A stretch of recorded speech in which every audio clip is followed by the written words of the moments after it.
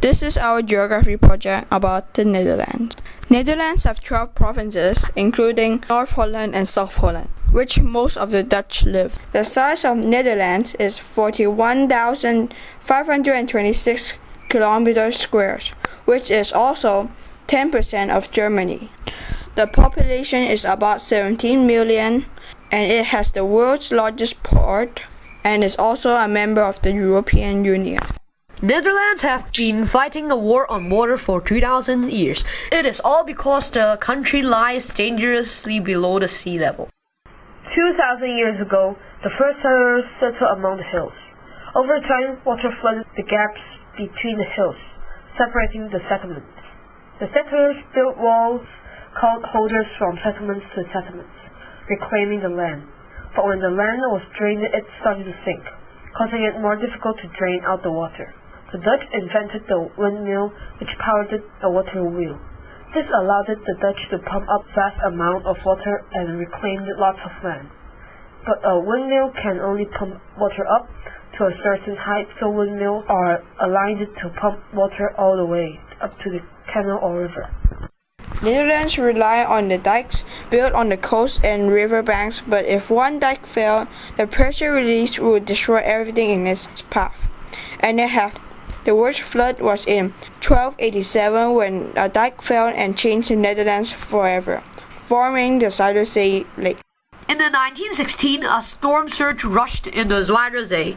It flooded Amsterdam and it destroyed 70 dikes and pushed 72 kilometers inland, killing 2,000 people. It took 10 months to repair and pump the water out. The Dutch had enough and built the first Dutch extreme building. They planned a 30 km long dike that sliced the Zuiderzee in half. The dikes had two clay walls. Between the walls were tons of sand, and the clay walls were built first, but they are vulnerable if they are not secured to the seabed. A massive web of brushwood and willow branches was made and sunk into position. The foundation was secured, and then the gap between the clay walls were filled with sand. Rocks were added on the side of the clay walls to protect it. Behind the massive dikes, the Dutch built more decks and reclaimed 4 large portions of Asian seabed, which eventually became populated. After a breakthrough to the flooding trouble at the north, the Dutch faced a big trouble at the south, where River Rhine split into several branches before spilling into the North Sea.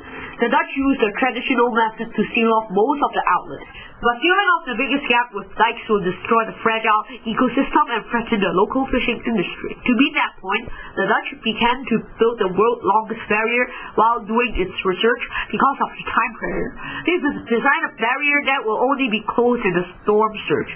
The barrier has 65 pillars weighing 18,000 tons that hang 60 doors, each weighing 400 tons. They also encounter another problem. The current was too strong to carry out the normal construction procedure.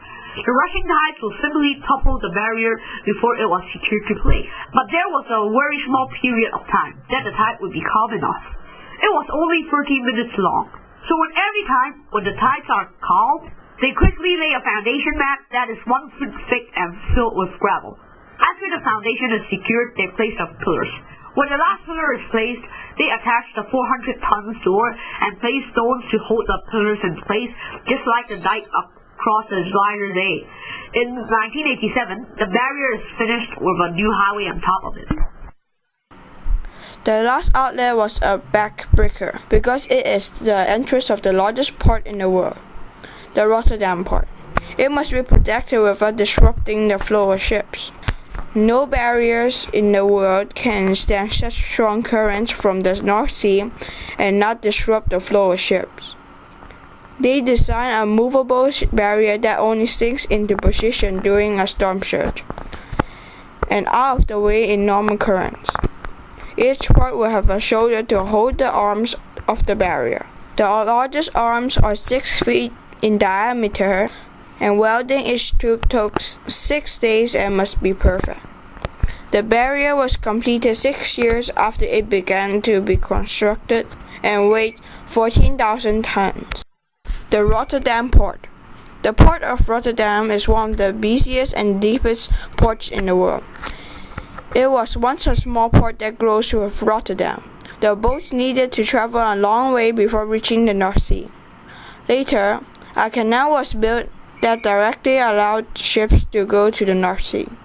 The modern harbor has a 23-meter deep channel that connects the port to the English Channel, which is maintained 24/7. The port also has a 24-meter deep terminal called the Delta Terminal.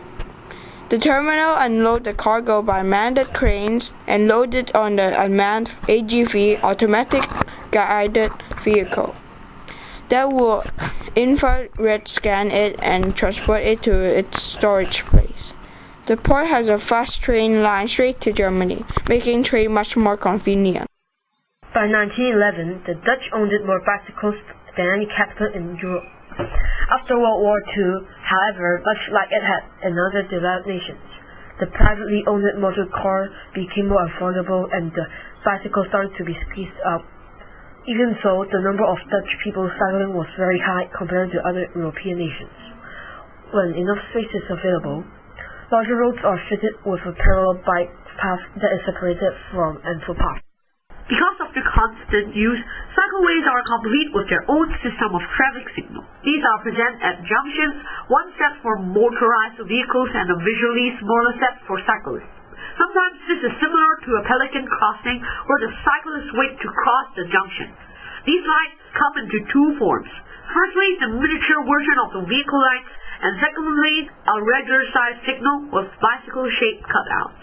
In many locations, more direct cycle routes exist which bypass traffic signals, allowing cyclists to make more efficient journeys than motorists. Occasionally, cyclists are explicitly allowed to pass a red traffic light if they make a right turn or an intersection. It is possible to take bicycles with you on trains, aircraft, and ferries. Buses, however, will not carry them.